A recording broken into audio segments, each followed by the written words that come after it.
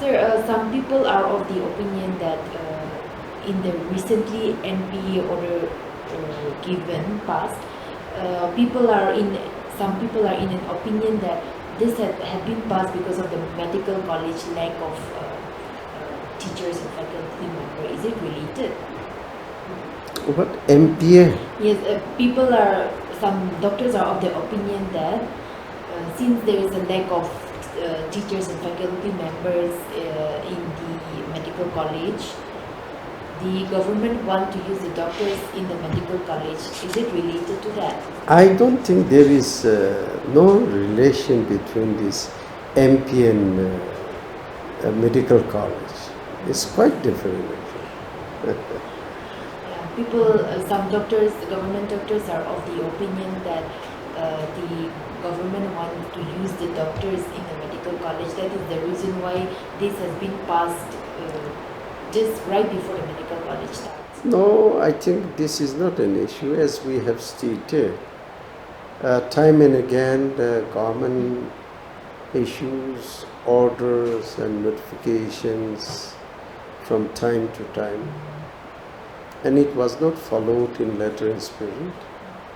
And in the meantime, as stated on that day, there was an observation and a direction from the Honorable Upa Lokayukta, and as a Commissioner Secretary of the Department of Health and Family Welfare, I was directed to take action against the in-service doctors who were implicated in the order actually. So 1 month notice was given. We have requested them to extend another 1 month. Again it was getting over. So it was stated a series of consultations. I believe as many as 18 times consultation with service doctors, plus departmental officers at various levels involved in the Nagaland Medical Council, and we have decided that we should stick to it and letter in spirit, and that is how we have decided to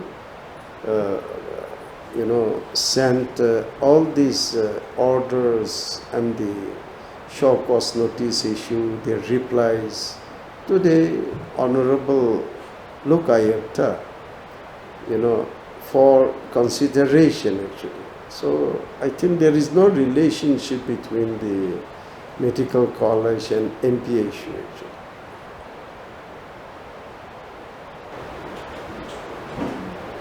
Sir, in 2010, when this issue came out, sir, the doctors had asked the government to define private practice. So the government has defined as any medical practitioner employed under the state government and practicing for his or her profession for personal earning monetarily apart from his or her official duty should be termed as private practice. And a very strong order was given for the government doctors to stop practicing privately. So, and they have also issued a notice that the doctor will be terminated from the service or the doctor will be penalized. But till now, no cases have been found or no investigation has been heard so far. And after a long 10 to 13 years again, you have come back and you have implemented it. So do you think it will be successful this time? I think we are all government servants. We should obey the government order. Government is next to God actually. So we should obey the government. So yes, there were orders in the past, even as you have rightly stated, to the extent of termination, but it is not easy in our state to implement the same. And probably the Honorable Lokayukta or Upa Lokayukta in the Vigilance Department were aware of it. And that's how they have, we appreciate them, they have done a very extensive report and directing the department as a health secretary of the state, they have directed me to take action. And it's very difficult to take all those individual doctors. You know, we have had a lot of discussions as to whether should we implement suspension of order, as to whether we should place an order to refund the money, as to whether we should held up the promotion, as to whether should we, block their increment. That was the minimum punishment, but it is very difficult even to implement that. So at last, after a series of meetings and consultations, we decided that why not let us come up with a comprehensive order. And even if you issue order also, whether it is reaching to the land and breadth of our state or not, whether it will be able to reach to all the head institutions. So we mutually decided that we should have a press conference and awareness should be created in the minds of those government in the service doctors so that they are also aware of it. Because in the past, since there was no comprehensive order or since awareness was not created, maybe some of them unknowingly or some of them knowingly they must have involved in it. And that's how the Honorable Upa Lokayukta, they must have passed a judgment in the order. So it is not at the department level alone. When there is a direction from the court, we cannot say no. When there is a direction from the Lokayukta vigilance, we are compelled, but we have not taken action against any of the doctors implicated by the Honorable Upa Lokayukta. We just issue a comprehensive order and also we create an awareness in the minds of the people. Sir, we had also got the opinion that a lot of government doctors who are stationed in backward, very backward villages and very far off-fledged from Kohima and Manpower, from civilization, that a lot of doctors are not in their station and practicing privately in Kohima and Dimapur. So, sir, was there any problem when you were in position as one commissioner? I have not come across, but to be very frank, it is not only the doctors. Most of the officers posted in the far-flung areas, or even in the secretariat, you come on Saturday, you will not find anyone. So I cannot blame my doctors in this respect. But yes, as I've stated, others officers, their absence in the district may not have that impact. But the doctors, because they heal the people, they save the life of needy people. So their presence in the health institution is very important. And Upa Lokayukta has implicated about 171 doctors in their report, and of which 51 was of a serious nature. So, but it was very difficult on our part to take action against any one of them because Naga society is very such that it is not an easy. Yes, even this comprehensive order also, we have had a lot of meetings and consultations. And this decision was not taken by me alone, but I should be blamed if at all they don't like it. But whatever we have done, that is done for the welfare and well-being of our people, of our needy people. Yeah.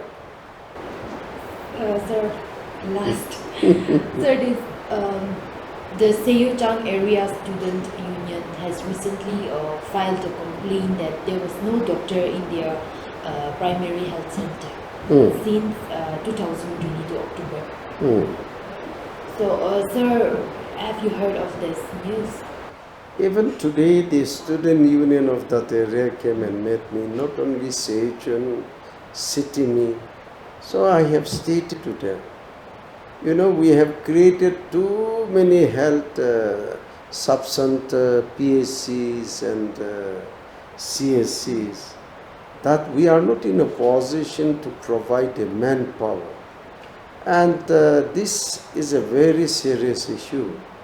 If we go on the basis of IPH norms, Indian Public Health, schemes, we have as of now about 548 doctors sanctioned posts. But as against 548 doctors who are in the health institution, our actual requirement, if you follow on the basis of IPHC norms, we require an additional doctor of more than 500 posts again. You know, so the gap is huge. 100% shortfall is there. And even if you talk about nurse, as against 1,735 or 35 nurses, dahis and all that we have in our state. The additional requirement is 2,300 plus. So it will be very difficult to address this issue. And as already stated on that day, during the last PSC meeting also we have assured, and it is also the desire of the Honorable Minister for Health and Family Welfare, Sri P. Paiwan Kone. On several occasions we have discussed, and the rationalization of manpower committee is working on it actually. There are some, in some health institutions there are more manpower, but in somewhere, as I stated, mostly in the rural areas and eastern side and far-flung area, there is a shortage of manpower. Even within the district also, you know, there are some districts where there is a huge excess PSC and CSC. You know, so there is a mismatch. And maybe it will take some time to address the situation and to fill up the gap. So it is not only Seychun or Sitimi. There are many areas in Nagaland where there are shortage of doctors. The doctors are not posted. Like in Seminyu the other day, as a district also, there is only one MO in a district. So all these things will have to be addressed, and the department is working with the available manpower, available of present manpower. You know, they would like to, our wish is to pass those manpower to the health centers where there is a shortage. And one area of concern is here, the non-technical posts under technical department like health and family welfare is more than that of technical posts. So in the ratio of about 40-60, 40% is technical posts and 60% is non-technical. So it will not function like that. We cannot function like that. So department will have to address all these issues. Maybe to convert some of the non-technical posts into technical posts. Otherwise it will be difficult to fill up the gap, until unless creation is done. Sir, on a lighter note, you came to the medical department at a very in a very crucial, I would say crucial time, medical college, and then this MPD.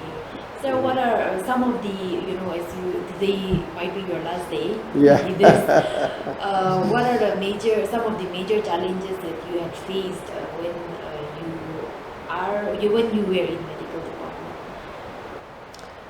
It's I joined on the second week of December, so it's about 8 months working with the departmental officer. It's interesting and amazing, and I was quite comfortable. I'm a workaholic, so I didn't allow them to take rest, and I think nearly 8 months of working together, we have achieved a lot also. We are happy that the 10-bed ICU was launched, and before the COVID, it was only Naga Hospital Authority. Otherwise, the rest of the government hospital, there was no ICU facility. But now we are proud to say that with the funding by eGov and bright and well-meaning people like Sri Vinod Khosla, Sri Nandani, and also Sri Khan, they have donated one of the best equipments, as you see in Naga Hospital, and ICU facility throughout the district, in 12 districts. So the Naga Hospital Authority, where a lot of experienced doctors are there, they are guiding the district hospitals, ICU, and things are moving in a right direction. We are quite happy. We are also grateful to them that the eGov, they have supported about 42 nurses and paid by them for 3 years. So that is also another great achievement. We have declared all the health institutions, government, both private and the government, as tobacco free, So now every hospital that you go, both government and private, you will not find tobacco related user. So I think it's a great challenge. And also we are grateful that we have also imposed the same to all the educational institutions. And the third one is AIDS, because the Sustainable Development Goal, WHO has promised to end TB by 2030 and malaria by 2030, but our country has decided to end 2025 and 2027. And AIDS, to declare HIV and AIDS, not to declare as a public health threat by 2030.